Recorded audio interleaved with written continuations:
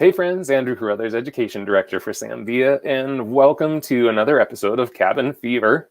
The purpose of Cabin Fever is to kind of bring a different perspective to our typical education because, of course, most of you know us as a hair company, definitely focused on cutting, coloring, well, not coloring too much, but cutting, styling, finishing. But maybe some of you don't know that I'm actually a certified life coach. I've been a life coach for over 10 years now.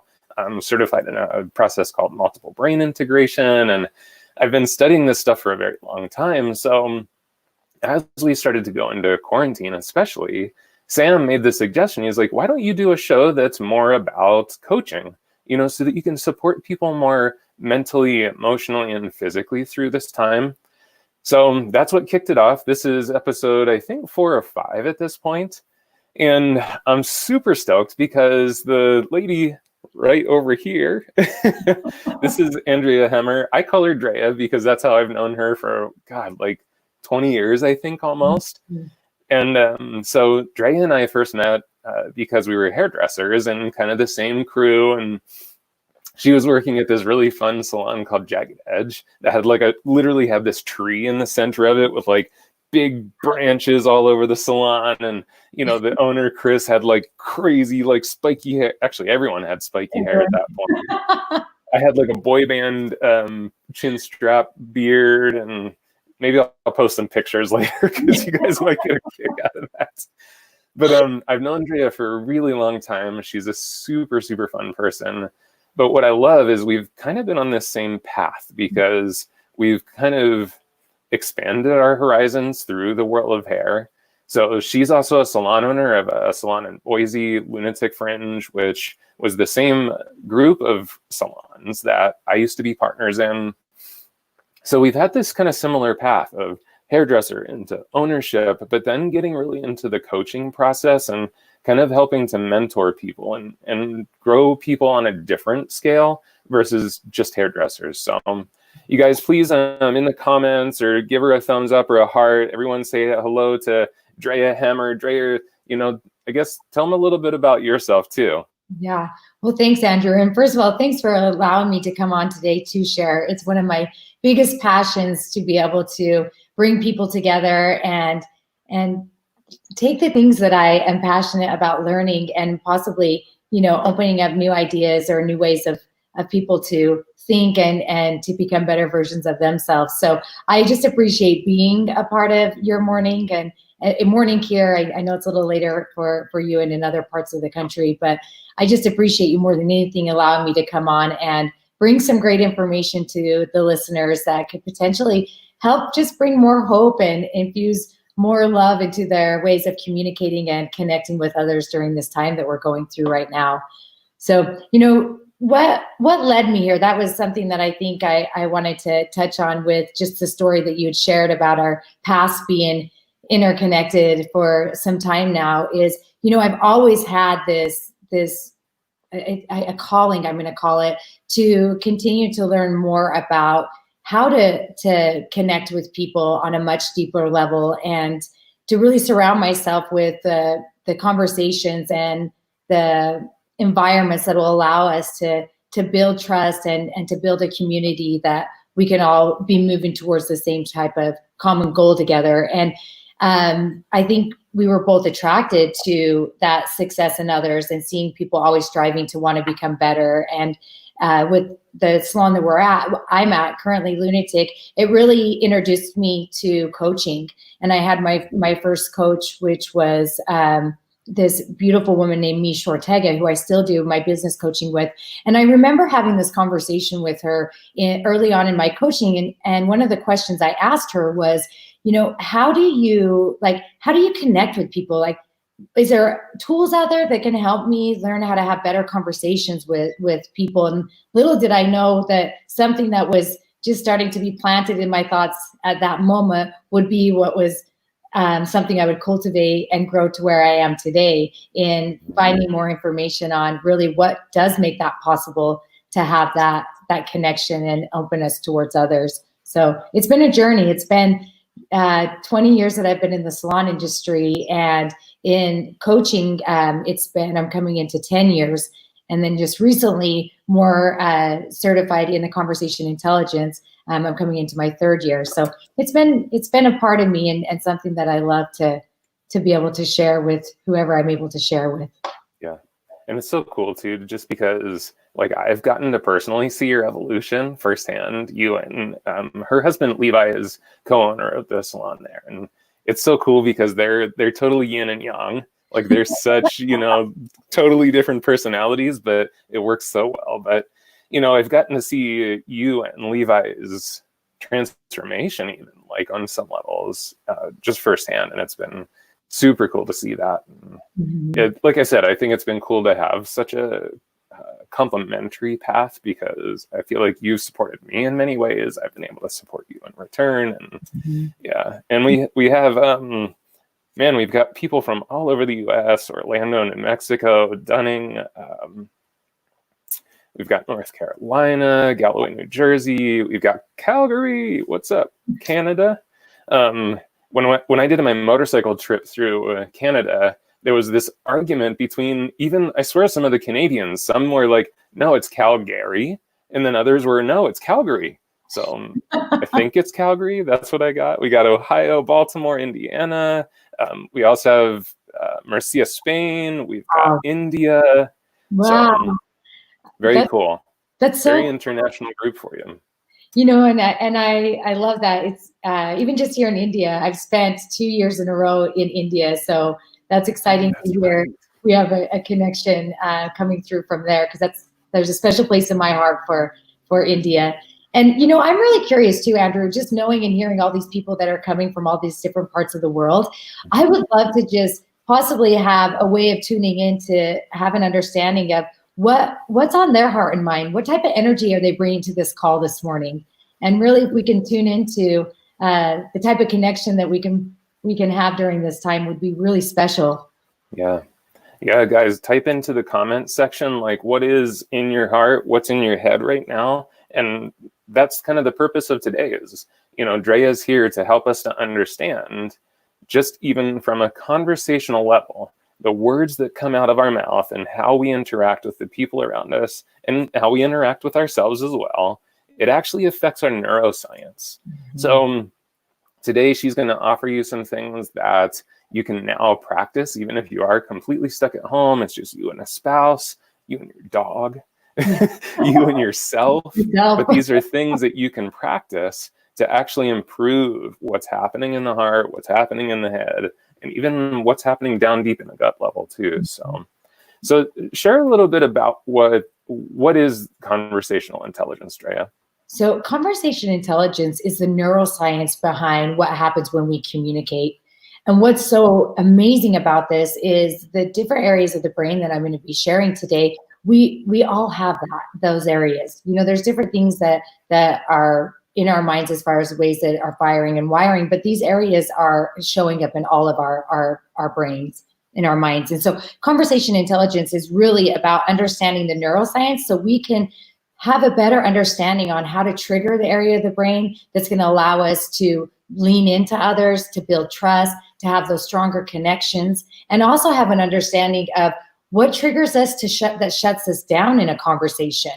And then the approach, really being able to start to have an understanding is, how do we approach all the different kinds of conversations that we're in each day? There's some conversations that we step into and we have the best intentions to have it go one way, and we leave feeling like completely disconnected from that person, and maybe even in a lower state of trust that we were in before we started. So this information in the neuroscience behind the way we communicate also allows us to really have a impact to match our intention. So we have a great intention, but then we end up having a positive impact as well, because we have this basic understanding of how the mind works.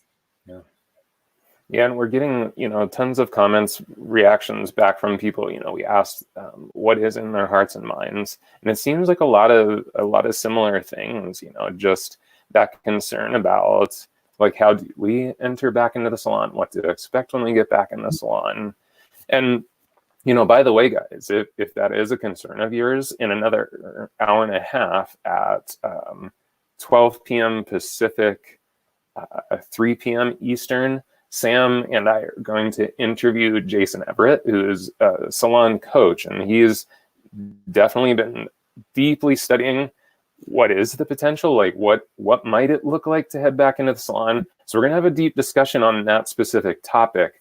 But for those of you that are feeling that anxiousness, that anxiety, I think what Dre is going to share with you about what happens within the mind and what happens with different chemicals within the body is going to make some sense of that, and hopefully give you guys some opportunities to have some tools to work with that. And I do want to call out, hang on. I want to call out Drema, because she's saying she's a nurse, she's on the front lines, and God, Drema, I'm sure it's super scary out there, but just know from the bottom of all of our hearts, I'm sure you've probably heard this plenty of times, like, big love to you for, protecting people and taking care of people right now. Good for you. And Andrew, that's also something really for the listeners to know, is some of the things I'm going to be sharing with you, and coming into some of the things that we can do to help downregulate that emotional center in our brain, that is where fear comes from, and stress and frustration. And it can be from a conversation or an experience that we're having, how to be able to upregulate the oxytocin, which is that feeling of happiness and upbeat and joy, how we can really do some daily practices where we can regulate that ourselves. So some of that happens through conversations, but for her in particular, I have now an intention to share those practices, and then the impact I hope to leave with her is that she'll have maybe something new she can add on to what she's already doing to help with regulating that. Absolutely. I think there's a lot of people that can use that help right now. I'm seeing tons and tons of comments from you guys that, some of you are feeling that like sense of optimism and confidence, and like you're ready to get back into the salon. And it's almost 50-50. Like some of you are feeling that, others are feeling the fear and the anxiety. And, one thing, just know that wherever you are right now, that's okay. Because I think that's one of the first things, Dre, is if you get into this place of feeling guilty, even that you're in a state of fear, you're in a state of anxiety, maybe you feel kind of alone because your friends aren't there or something, guess what? You're okay. Yeah. It's perfectly fine to be feeling these emotions. And like I said, I think at the end of our conversation today, you'll have some tools to help with that. Yeah. Do you want to kind of set them up on sort of the brain function? I think this is so interesting. Like, this is so cool to me. It is interesting.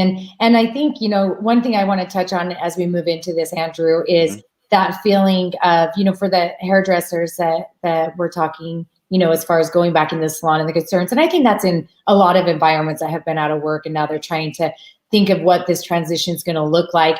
One thing that I do know is for us to really find a way to move through it together with the people and the tribe that we're with, it does come down to having some conversations, and some that can be difficult because we have different views or different opinions and beliefs around what's happening and what allows us to feel safe, and this person that we care about to feel safe.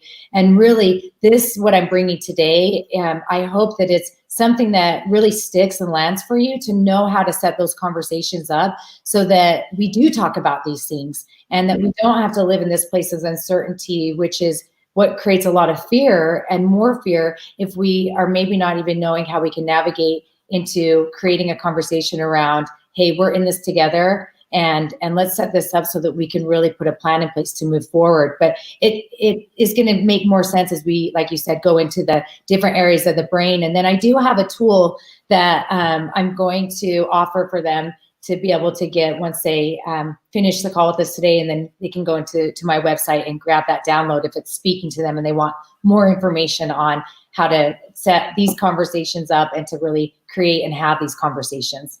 Cool. Thank you for doing that. Yeah. So let's dive into the brain real quick, because it's important. The thing that I thought about as I went into this call, this is a lot of information. And this was something that it's taken a lot of experiences for me to understand how this really works and what it feels like for me, and creating my belief system around it. And it was a 2-year program. So I know that we just have, now 45 minutes to dive in. So I'm going to be moving a little quicker than I would if we had more time. And that's something that I also want the listeners to know. If this is something that you're wanting more information on, please reach out, whether it be for the website or through Andrew. And I'll do my best to be able to connect with you and whatever that looks like to help you get more information. But let's go into this. So the two areas of the brain that we're really going to be talking about today, and possibly the third, but the prefrontal cortex, which is in the front of our minds, and the primitive brain, which is the oldest brain, and it lives back here in the back of our mind or our head. The prefrontal cortex, why it's such an important part of the brain, it's the newest part of the brain, and it's the part of the brain that when we're connecting with others and we're trusting somebody and we're feeling our best ideas come through, our best solutions, it's because we're coming from this part of our mind.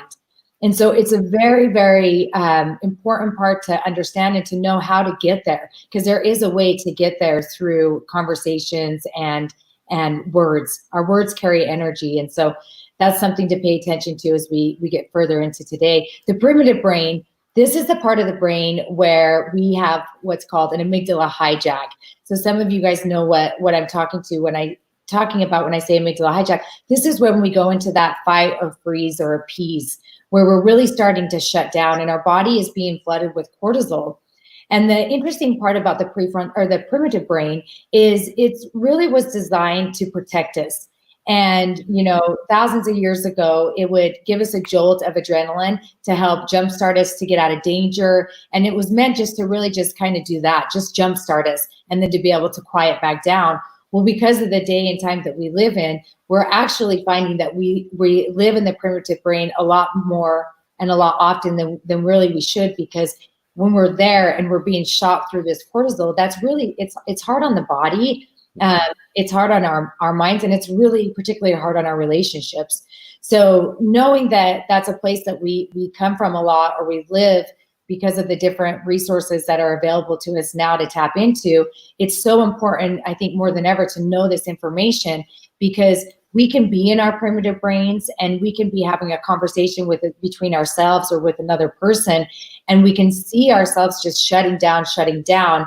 Well, now we know that there's ways to just I would say would be the right word, to reframe and refocus and redirect what it is that we want to really connect and work through with others, that can start to upregulate the oxytocin and bring us back to that prefrontal cortex, where we start to see things through a different lens. And we start to, again, lean into the person we're having the conversation with and partner with that person. So I'm going to be going into different levels of conversations that are going to help us understand how to have that agility, and having the basic understanding with just these areas are huge. The limbic brain is another part of the emotional brain, since it's up there. The neocortex is like the knowing, where we recall a lot of the information that's stored in the mind is when we're living from the neocortex. But mainly we'll be talking about the prefrontal and the primitive. One last thing I want to share about the prefrontal cortex is it's what's connected to the heart connection. So again, when you're living in your prefrontal cortex, you really are open, and you're having things come from your heart into your mind. And that's why I believe they are your best ideas and your best solutions, because of that feeling of safety and love and connection that's happening. Yeah. So in the primitive brain, that's where a lot of times that sense of anxiety, and fear, and things like that get triggered, because that's that almost your internal alarm system that triggers with the amygdala system that puts us in that fight, flight, freeze, or appease kind of state, right? Yeah, that's right. And it's interesting, because there's an experience that I think everybody on the call has had, where, you're driving in a car and a car cuts you off and you just get like so upset, you might, throw some slang around. And then all of a sudden, like maybe a couple minutes later, you're singing your favorite song, just like grooving again, and that's really the burst that is what it was meant for. But now think of like the times we're in, we live in anxiety and stress, sometimes throughout days and days and days. And the interesting thing about cortisol is it actually has a shelf life in our body for 46 hours. So as it's jolted us, right, and even as it started to kind of even back down, we could have a conversation with somebody about that thing that triggered us, and that person can start to add in ways that would encourage that trigger to stay alive, and it just keeps jolting us. So it's important that we know, again, I'm going to say this, that we know this, and we know how to downregulate that and upregulate the prefrontal cortex, and having a conversation where we ask more about how we can support one another so that we can keep people moving forward and out of that amygdala hijack is a way that's going to allow so much more connection to come into our conversations. Yeah. What do you mean by the terms upregulate and downregulate? Yeah. So there, I know that there is a slide that I showed you with just even some words, and this might be a great way to show an example. So our mind doesn't work off and on. They've now shown, research has shown that it works more of, and it would be the ones with the, I'm sorry, Andrew. Oh, I'm sorry. So this one. Nope. There should be some words. Let's see, one more, or it was maybe only 4 came through. So that's okay. I'll just be able to explain. Sorry. No worries. I had to do it kind of a different way than I had sent them before. But so our mind doesn't work like stop and go. Our mind actually is now shown that it moves like in motion. So upregulate, downregulate. You know, there's a lot of movement like this, the way that we engage in and out of the different areas of our brain. And oxytocin and cortisol are the 2 hormones that we're really working to upregulate and downregulate when we're in our prefrontal, going into our primitive, into our prefrontal. So when we're in that primitive brain and we've got a lot of cortisol, that is the stress hormone, we want to start to down-regulate that so then we can upregulate the oxytocin, because they're both living in our bodies at the same time, right? So this is allowing us to really start to get into that other part of the mind, which when we're in the prefrontal cortex, the oxytocin is the hormone that is now being infused through the body. And we can do that through words. And that's where I wanted to show the example where it's interesting, because when we can become more aware of what that feels like for us personally, when we're in those different areas of our mind, there's behaviors and there's feelings. So you'll start to notice in yourself or in others when they're having a amygdala hijack, or they're flooded with cortisol, they'll be in ways, they'll show in ways of maybe they're judging more, they're criticizing a lot of the things that you're bringing to them to talk about. They're withholding information. They become a dictator. So when we see those things and we want to know that, gosh, I want to kind of bring that down and not have our conversations be there anymore. What can I do to upregulate? So I can go in and I can start to appreciate, I appreciate that you're even here having this conversation with me. So let's talk about really, what do we want to know and to think of the most important thing to leave with, so we can move towards that. So you can go into appreciating, please share with me. Please help me understand what it is that you're experiencing, so I can get a better understanding of where you're at, so I can meet you there, stand under your reality with you, and we can move together through this. So upregulating is going to be in those ways of like, let's see if we can help this person engage it with us. Let's see if they can share more. Is there more that you could share to help me understand what's happening for you? And that's going to start to help them get out of that place of withholding or judging or maybe criticizing. So it's a way of just starting to pay attention to what you're seeing, and then also noticing for yourself, when you're sharing a lot with somebody, most likely and always, I'm going to say, you trust this person. You're really, and if you keep sharing, that's showing you that you are just being filled with oxytocin, because you're bonding, you're connecting with this person, you're appreciating everything this person has to say to you. You're listening to connect, not listening to reject, right? So there's a lot of things that are apparent when we feel this way, with maybe something we're saying with ourselves, or we feel this way when we're in a conversation. We can relate to those types of feelings. Right. I just want to touch on this question real quick. So she's saying, so cortisol is bad, oxytocin is good. One thing from my own study of neurology and the way that things affect our body, and actually Miranda even said it in the comments, there's always good within the bad. I wouldn't label anything that naturally occurs in your body as good or bad. Right. Is it being beneficial or unbeneficial?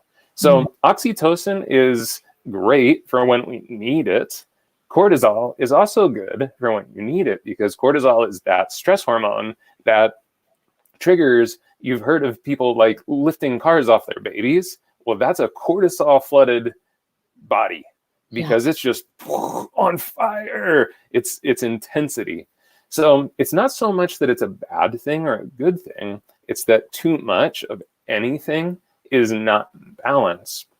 So it's more about, in that time that the cortisol strikes and we start to feel that sense of anxiety and we're taken into a fear state that's unbeneficial, what Drea is kind of sharing with us is she's going to also kind of help us to understand how you then kind of take that cortisol, chill it out, down regulate, and then bring the oxytocin back in so we can feel that sense of like, okay, I'm cool, I can connect, I love people again. So yeah, not so much good or bad, just is it beneficial or is it unbeneficial at the moment? Yeah, I love that you said that. And it really isn't something we want to label as good or bad. We want to become aware, right? Because when we are living in a place of fear or uncertainty or being flooded with cortisol or the primitive brain, what happens is we're really seeing things through this very narrow lens. We're not able to see as clear as we need to be. And there's so much of a benefit to knowing this, because when we're in that place of having amygdala hijack or flooded with a lot of cortisol and seeing through that narrow lens, our mind is also going to start to make up stories. And when we're living in that part of the brain, most likely those stories are going to be really scary. So it can be hard to get out of, and there's a lot of suffering that can happen when you're living in that part of the mind for quite a long time, right? You know, I think of it as, I was on a call this last week with this neuroscientist that he talked about these two areas. It's like that being like the basement, right? And being able to really work to get to the balcony, which is the prefrontal cortex, where we can get up there and the view is so clear and we can start to be creative and bring in new ideas. And so it is good that we have it, because it is meant to protect us. There's times in our lives where we, and maybe some of the ones on the call, you know, you have had that jolt of cortisol, that like initial kind of adrenaline, and it really did benefit you. You needed it to be able to really wake up to a situation that could have been a not good one if we wouldn't have had that alarm go off in our bodies. So I love that question. I love that clarity too, because it is important to not judge it and think of it as bad, because there is a reason. It serves good as well. We just have to make sure that we're not living in it for long periods of time, because we can't be our brightest, wisest self if we're living in that area for too long. Yeah, and you know, some questions have come in too, just on the natural chemical imbalance. So typically what we're going to be talking about today is someone that's in a functional state, not a dysfunctional state. Because if you do have like some kind of genetic positioning or something like that that's causing high cortisol, that's kind of a different story. And definitely some of the awareness and changing how we have our conversations and things like that, it would help, but it's not going to be a cure. It's not going to necessarily take someone that has genetically high cortisol levels, turn them around. I mean, maybe it could be if they went super deep into it, but you know, that's not what we're suggesting. So one, and also definitely using that term amygdala hijack. Can you tell us what you mean by that? Yeah. So the amygdala hijack is, and again, we've all had one. Imagine when you, and I'm going to talk about a conversation. Imagine when you've had a conversation with someone, and maybe it's a coworker, or maybe it's a friend or a spouse or partner, and it's like that telltale yell. They just come with all this information. They're just pushing all this information. I need you to do this. I need you to do that. And all of a sudden, before you know it, it's like you are so defensive.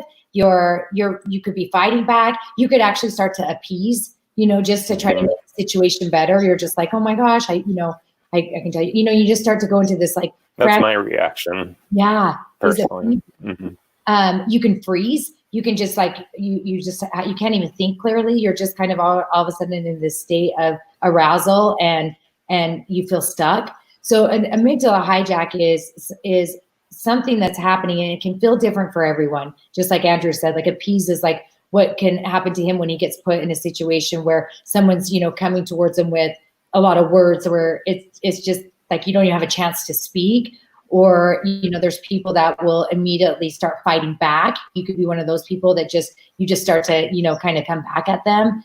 And so that's really what amygdala hijack is. I think of it too, when I get in a place where I have a lot of fear, maybe I'm really scared about something and I can't, it's not like, there's two types of worry. There's the worry where we have a challenge, we come up with a solution and we forget about it. There's a second part of worry where we get into a thought process and we can't stop thinking about it, and it just keeps ruminating, and we get stuck in it. And that is a feeling of a hijack, where you can't see out of this thing that you're really feeling stuck in. Does that? Like you're literally overtaken by it. Yeah. Yeah. And I think there can be different. Like I've had different experiences where, it can be like debilitating when I'm in a hijack, and there can be ones that I can move through a little bit quicker. And I think that depends on, the people I'm around, a conversation that comes after that time that I may be having that, or, there can be different factors where it can feel a little different at different times. But when you start to become aware of this kind of stuff and what triggers you, you'll start to know what are your big triggers, and also the ones that are a little bit softer, but still kind of put you in one of those stages. Nice. So I think the thing that everyone's super curious about is like, okay, well, what do we do about this? Yes, I love it. Guys, if this is making sense, please give her a heart, a thumbs up or something, just to show her some love. Yeah, this will help too. So, let's talk about, how do we really go into a conversation that we're wanting to have and really have a positive impact, right? Well, what I love about the tool that I'm bringing for all of you is our minds like to compartmentalize. And I feel like this is a way to really have an understanding that it can feel, I don't know, it just resonates. It just feels right because we're kind of being able to compartmentalize a little bit. So, Andrew, if you want to show the 3 levels of conversation. And so this is a way to start to pay attention to what are the conversations that you're having currently. What do they look like and what do they feel like? So we have the first level of conversation is transactional. And a transactional conversation is, and I want to clarify this too, Andrew, as we go into this. Again, it's not about good, wrong, right, or bad. It's just understanding what each level is so that you have a way to have an intention and then have your impact land. So really, when I go through these, I'm going to go through the healthy way level 1 can look like, and then also what would make it unhealthy. And that's in each area. But it's important to know, like, if you're really going in to have more of a transactional conversation versus one that's going to be like a transformational one, there is a difference. And sometimes, most of us haven't had this understanding. So I think this will be new, and this will help as you go in and start to think about the conversations that you're having, and to be able to reflect even at the end of today, when was I possibly more in this type of a conversation, and what did that feel like? And then when was I possibly in this type of a conversation, and what did that feel like? And that really starts to help you build your agility with communication. Yeah. Hey, Andrea, so I've had a couple of questions on, because I think people are digging some of your slides here. Is this something that you'll be able to share with them after? Yeah. So the one that you're seeing right now, this is actually just a portion of it. There's more information that I'll have available for you, and you can get it at my on my website. Andrew has the link for that. Go in, and it's right where it'll say drop a note with your email address, and you'll see download the free handout, and that will be the matrix that you're seeing right now.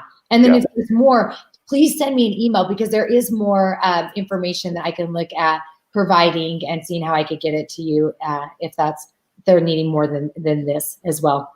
Yeah, and I'm going to take the website down, guys, but don't worry, it's in the description on the video. So you can just go back to the description of the video, click that website, you can contact Andrea through that. Mm-hmm. So, all right. So the matrix that I'm sharing with you guys today, this has been something that I can honestly say has changed and shaped all my conversations. And I think about it once I learned and dove deeper into it. And I have a belief and an understanding around it. It really is something that will bring some great results to your conversations. So the level 1 is transactional. And I want you guys to think about, when was the time that you can remember where you had to get information out really, really quick and then move on to something else? Well, that's a transactional conversation. So sorry, it's kind of some big Easy words. for you to say, right? Right. So transactional is really about, okay, most likely I have an agenda. I have something I need to share with this person, and I need to just see if they're able to get it done. Well, a lot of times people will come in and leaders can be this way. I work with a lot of leaders, so this might be the best way for me to get this information out to everybody the clearest. But there can be a leader or someone in your life where it's like, I need you to do this. I needed that by 3:00. I need you to, change Sally's bedding. I need. Well, what happens is, in every conversation, what makes them healthy is there's a push and pull energy. And it's actually, that's pretty natural in all things, right? When you find harmony, it's because there's this push and pull. Well, with transactional, if we're just in this place where we're just like tell, sell, yell, we're actually just pushing our words on people. And that's going to create people to truly shut down. It's like we can only take so much before we're just like, my gosh, like, I hear you. But really this conversation, there isn't a lot of listening that can possibly show up to be a part of it. So what can make it healthier is if I came to you, Andrew, and I was like, hey, Andrew, I need this email by 3:00. Instead of just leaving it there, going in and asking you, is that possible for you to have that ready for me? Mm-hmm. So now it's like I push my information. Hey, Andrew, I need this email. Instead of just leaving it pushing you, now I'm pulling back information out of you. Is that something that you'd be able to provide for me? So you get that feeling, that energy that's coming back and forth between people. So that's really what makes a transactional conversation healthy. The second one that we're going to talk about, and I'll go deeper into all of these, but I just want to give an example. The second one is positional. And it's really a place that I've had to work personally, really, I don't want to say hard at, but I had to really work to understand how I could get out of level 2, because I would get stuck here a lot.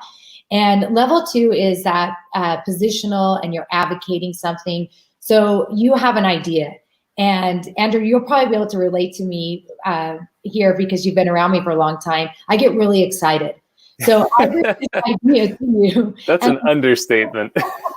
I'm like, oh my gosh, I cannot wait to tell you about this new cookbook that I have. It has the best recipes in it. You're going to love it. You're going to love everything that this cookbook has to offer. I can't even tell you. I've cooked 5 recipes out of it, and they have just been amazing.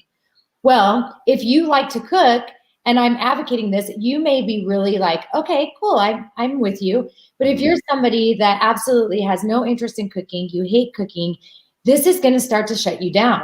And as you're shutting down, a lot of times what will happen, now I really like up the ante to want to convince you and persuade you into why this cookbook is so amazing. So again, you're pushing. Whereas what this could look like is, hey, Andrew, I'm so excited. I just bought the best cookbook.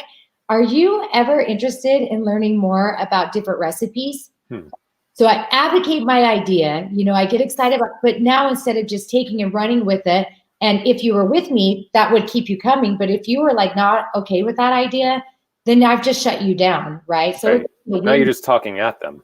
Yeah, it could be a win-lose. So the part that's important with level 2 is if you're going to advocate something, make sure that you inquire back, make sure that you come in and you say, I've got this great idea. If it's for, hairdressers out there and salon owners, I have this really great idea about how we could reopen and have a party that would invite all of our guests. Before I go any further, is this something you guys are wanting? Are you guys wanting to have a new reopening type of party? You see how it starts to bring people in with you. So now we can take going from there. And now we're going to go into the level 3. And this is really where you start to have that transformational changes that take place, where people partner with you. You feel like you're not alone in something. So, if I come in and it's like, hey, I'm curious. Have you thought about if we should have a grand opening party? Is that something that has been in your mind? Yeah, I've actually thought about it. Tell me more about it. Like, tell me what you've actually been thinking about. And then this person, you're in this level 3 conversation, you're starting to share and discover. I'm asking questions that I don't know the answer to. And that's so important because in each one of these areas, level 1, you usually ask questions when you're there, transactional. I'm sure he's going to say yes, so I'm just going to ask, can you get this email to me? You already are already anticipating, you know what they're going to say. Level 2, that same type of thought process. You're asking questions. Well, don't you think this would be a cool cookbook? I mean, don't you think having a grand opening party would be cool? So you're still trying to convince. Where in level 3, when you go into this share and discovery, it's like, I'm curious. Have you thought about what it would be like if we had a party for our guests to come back to the salon after this is all over? And that person's, yeah, actually, I have thought. Tell me more about what you've thought about. I'm excited to hear your ideas, and possibly I could share some of mine. Yeah. Tara brought this up, especially for our hairdresser friends out there. This is fantastic for consultation and conversation with clients, because, how many of you out there tend to find yourself in, maybe kind of transactional kind of spaces a lot of times in your consultation, almost trying to kind of convince that things should be a certain way, or just kind of in that space of, or it's the other way around, where you're on the backside of a transactional type of conversation with the client, where they're the one that's kind of doing the tell, sell, yell. How many of you out there have had that? Yes. Andrea, I love that this got brought in, because it really is a game changer to have an understanding around how we can have agility and better understand the ways we're saying things to connect with people, and even saying things that's actually pushing people away. And guest in our chair in consultations, this is so huge, even asking a different question. And we hear that a lot, as far as like, maybe try a new question in your consultation. But when you start to understand the neuroscience behind what happens when we communicate, there's more of a why into why you want to change that question, or why you want to continue to dive deeper and really get to that place of, I need to discover something that I don't know. We've been doing the same thing on you for 3 years now. Let's start to just get curious and dream together. If you could have any hair, like, what would your dream hair be? This again, I'm putting you in this place of sharing and discovering. I don't know what the answer is going to be, but that conversation is going to create a lot of trust. It's going to create a lot of openness, and people are going to lean into us. And it goes with product recommendations as well. If you're just transactional, this product's amazing, this is how much it costs, I think you'll really like it, and you're just pushing. Whereas it's like, look, I have some great ideas around products I think that would really help with what you're experiencing at home. Are you open? And before we even go this, like, how often do you find that you're thinking about trying a new product? Right. So cool. What a different conversation. And, I just want to do a shout out, because Mandy, that's watching on YouTube, she said that she's stuck in level 1 because she's impatient. And thanks for the honesty, because that is so huge to recognize that kind of stuff, Mandy, because that's when you can start to make shifts. Mm-hmm. And especially because, so there's also a thing called the DISC profile, which, if you're interested in communication, if this is getting exciting for you, look up DISC profile. It's DISC. Mm-hmm. Tony Robbins actually has a free version of it on his website that you can take. But the DISC profile, like, people just have such different ways that they communicate, and a lot of that can come out in this, because, for example, Drea is definitely a high I, which is like, she's quick to communicate. She's really like, she loves that connection with people. I'm kind of the other end of the spectrum. I'm like diagonal from her. I'm a high C, which is someone that likes to take time to kind of think through something. So very often, like in a conversation with, a communication style like Drea, I'm over here and I'm listening to her, and she's telling me, like, she's definitely like on that kind of like, I love this. This is so cool. Here's this new cookbook. It's the best thing ever. And I'm on the other side and I'm listening. I'm picking up on everything. But my face might kind of be like this, Mandy. Mm, mm. And on the other side, she might be starting to get impatient. Like, wait, why isn't he interacting with me? Like, why is he not responding? I'm going to try and tell him more. Now I'm really going to try and convince him. And then we kind of keep going down that pattern. Yeah. So it's so key, guys, to get just in that state of awareness of, okay, here's where I'm at. And kind of going back to one of the first things we said, it's not a good thing. It's not a bad thing. So don't put judgment on yourself for having those tendencies. It's just awareness. Here's where I usually am. And so what this helps us with is, oh, okay, there's some other ways to have this kind of communication that can be better for the communication. But let's tie it back into what we talked about with like the cortisol and what's the other word? Oxytocin. Thank you, oxytocin. Let's kind of tie it back, because that's what's really important here, right? Like, this isn't just better ways of having a conversation. This actually literally affects your neuroscience. Yeah, it does.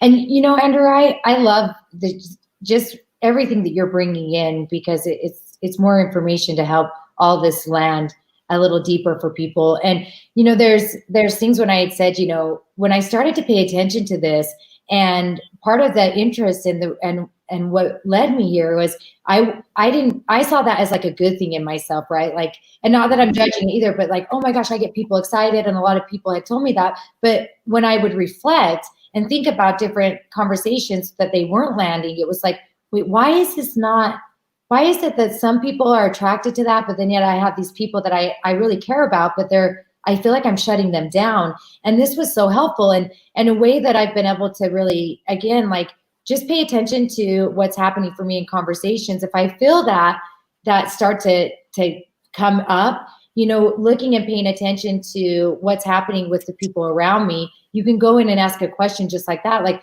tell me what's happening for you as you're hearing this information.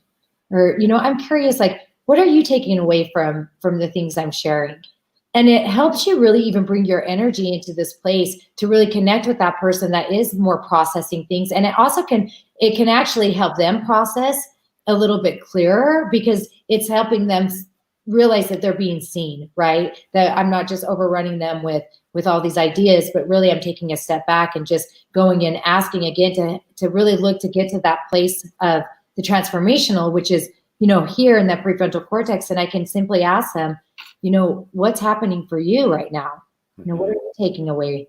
And that's been really huge. And you had mentioned, there's that part where, or maybe you hadn't mentioned it, but it was, thinking about like, not to judge and not to think that one of these are good, right, wrong, or bad, but it's important to know that they can be healthy in all areas. There's sometimes that we do need to just get information out there, but remember the push and pull. Just make sure that you can go in and ask them, like, is this going to work for you? And then when we get to that level 3 and we're starting to get excited about an idea or a product, whatever it is, to be able to, you can get excited about the one idea, but then go in asking if that's something that would really even be important for them. Like, would this be something you'd want to hear about? And so that way you can get like the go ahead, or you'll get the understanding of like, it's not really that I'm wanting to know about. I'm actually more interested in this. So then you can actually partner with that and keep the connection growing. The level 3, the thing that I think is important about level 3, because our minds tend to sometimes want to be like, level 3's got to be the best, right? It's transformational. Right. It is a place that is going to just continue to flood oxytocin in. The one area that we want to know, and I want to make sure people hear this, is we can get stuck there. When we're sharing ideas and it's like, oh my gosh, and then we could do this. And just like maybe I think it was Mandy, it can be sometimes like, do I have the time to go there? Because it seems like that could just go on forever, like, oh, and then we could do this, and then we could do this, or it being able to really, again, have the agility to say, these are all really great ideas. And I can tell there are more that are coming, but let's really like hone in on one of the things that we've connected on. And let's start there. What would be the first step in making this, the best idea out of all of these come to life? And then you really can start to have the agility to also bring in people so that you really can get out of maybe the thought or the trigger of, ooh, if I open up this conversation, how do I get out of it? Even if it's a good one. So that's also something to know about conversations and the agility that lives within them. I'm chuckling because we always talk about the fact that we have these incredible meetings within our company, very often within Sandia, but we always chuckle about how long the conversation, these meetings can end up going. And I think that this is potentially exactly why, because people get stoked. They're having a good time. The cortisol's jumping because we're all just like coming up with these great ideas. But at the end of a 2-hour call, sometimes we're like, okay, what the hell are we even going to do? Like, we've got great ideas here, but let's pause now. And what are we actually going to do now? So that just totally was a huge light bulb for me. Yeah, that's it. And that was one of the things I hope for, is people to have aha moments. And what's so great about an aha moment, not to get off topic here, but aha moments actually also live in the prefrontal cortex. When you have one, the mind is open up, and one of the main purposes of the mind is to continue to grow. And so when we have an aha moment, this is exactly what happens. Is it's like, then all of a sudden we're start to like think of new things, and you're in that prefrontal cortex. It's like a shot of oxytocin, which is kind of cool that you just had one, because I was hoping that I would get to experience that today on the call. Yeah, so cool. Yeah. So can you, we're getting a little late in our presentation, so can you kind of start to give them maybe some practical tips on kind of how to incorporate this? Yeah. You know, I believe the most practical tip here is we have to become aware of ourselves first before we can really become aware of these things happening in others, right? So it's easy to hear information, for me personally, and I don't know about but I can hear information and I can look outward to apply it. And really, it's so important to apply it inward first. So something that is really powerful and has been powerful for me to continue to develop my practice and skills, and I'm always continuously growing with this. I mean, you never really just get it all. It's a lifelong practice. But to take time each night and to do some reflection, you know, really, and I'm going to encourage people to put pen to paper. There's more weight to it. And it actually, neuroscience has shown that it's a form of meditation where we actually write things down, because we're focused just on that. And we are able to put feelings or words to what we're feeling. And so we get more clarity there. So that would be something to start with. But what I would encourage you guys to do is to really reflect on the conversations that you had with people. You know, were you in this place where, if it's even with your kids, you can try this with, where you're telling them like, I need you to do this, I need you to do this. And then all of a sudden tomorrow you're like, how come they never do anything that I tell them to? It's because they can't hear you. They are literally shut down. When you're having an amygdala hijack, you're not connecting. And connection means there's not this thing happening where we're in it together, right? So pay attention to that. And then ask yourself, like, now that I know that I was in that transactional place and I really want to see transformation take place, how could I approach it differently? And so maybe going in and asking, you know, if it's a child or your husband, you know, what would be your best ideas in making sure this gets done tomorrow? Like, what would your solutions be? How can we work together? You know, and then start to see the transformation take place, because they're hearing you now and they're in it with you. You're in a partnering state. Yeah. Right? Does that help, Andrew? That's huge. I think just taking the time to look back is so key. And there's a really important part to this. Most of your day is actually operated way back here in the oh my gosh, the older part of the mind. Primitive. What's that? The primitive brain? Yes, thank you. The primitive brain and its pattern. So one of the things about the prefrontal cortex is it actually takes a lot of energy to be in the prefrontal cortex. So part of your brain's job is to preserve its energy. So that's why we operate on pattern pretty heavily.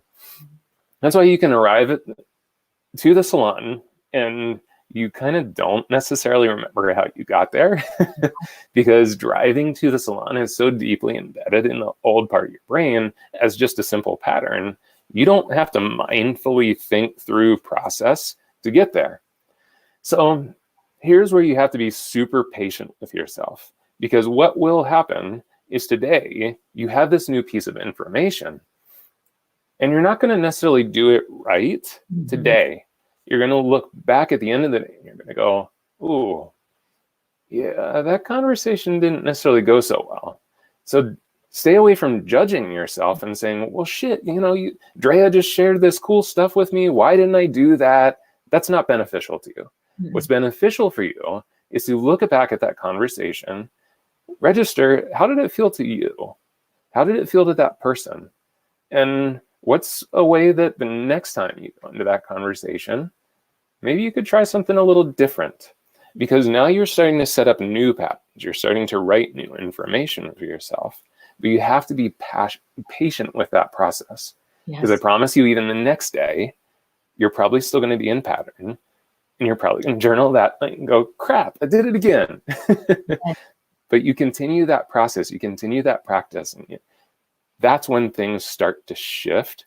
And maybe it's 2 or 3 days later that all of a sudden you go, oh, wait, I want to ask this question instead. I don't want to react the same way that I always react. So be patient with it. Take that time to look back so that you can start to make those shifts. That's how change happens. Yeah, I love that. Looking back to look forward is really so key here. And, I think it's so important to know when you're and become your own experimenter, be your own mentor of your own experiences, right? And that's something where this is where you get to have that freedom to think, I'm experimenting right now. I'm learning something new. And it's interesting because it's one of those things that we do have to be patient with ourselves. It's not going to feel comfortable. And a lot of times when things feel uncomfortable, we choose not to do it again. But I'm going to encourage you to keep leaning into realizing I'm learning something new. It's not going to feel authentic. I've never done it before. Once I start to practice more, it'll start to feel more authentic. It'll start to feel more like I'm myself again. But when you're growing, it's not going to feel, even asking some of these new questions in a consultation or to your husband, it feels so weird at first, right? It feels so weird, but that's such a beautiful thing to think on and to be excited about, because that means you're growing. And the last thing I want to share with them too is, the thing that is so great about not being perfect is we have room to grow. Yeah. If we were perfect, we wouldn't be able to grow. And so I want to encourage everyone to let go of that belief or that expectation of being perfect, because if that was true, you wouldn't grow. And what would life be like if we didn't have the opportunity to be on calls like this, to continue to learn and take new bits of information and apply them, and just allow us to continue to feel alive in life? Absolutely. And just check in right now, like just listening to these kinds of conversations. How do you feel right now? Yeah. Don't you feel that sense of like, that's that shift in our chemicals in our body? It's not just surface. It's not just basic emotion.